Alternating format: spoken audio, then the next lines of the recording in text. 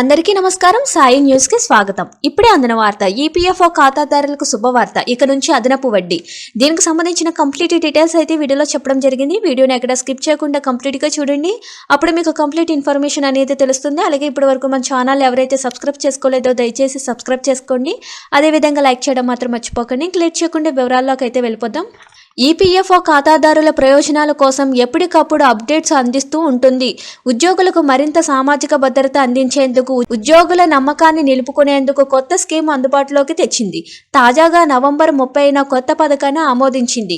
ఈ స్కీమ్లో భాగంగా పాత పీఎఫ్ బకాయిలను ఎలాంటి జరిమానా లేకుండా చెల్లించవచ్చు.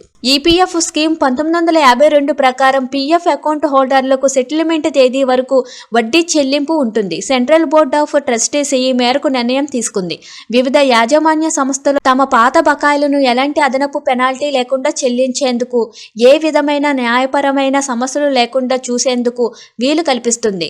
ఎందుకంటే చాలా సంస్థలు ఉద్యోగుల పీఎఫ్ బకాయిలు చెల్లించకుండా వదిలేస్తుంటాయి.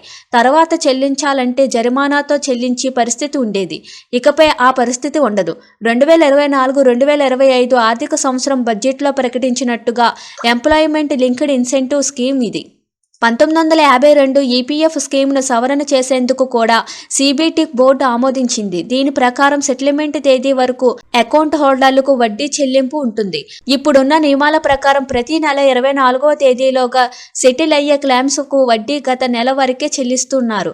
ఇప్పుడు సవరణ తర్వాత పీఎఫ్ సభ్యులకు మరింత అదనపు వడ్డీ లభిస్తుంది. ఎంప్లాయీ డిపాజిట్ లింక్డ్ ఇన్సూరెన్స్ ప్రయోజనాలు 2024 ఏప్రిల్ 28 నుంచి వర్తిస్తాయి. Thank you for watching.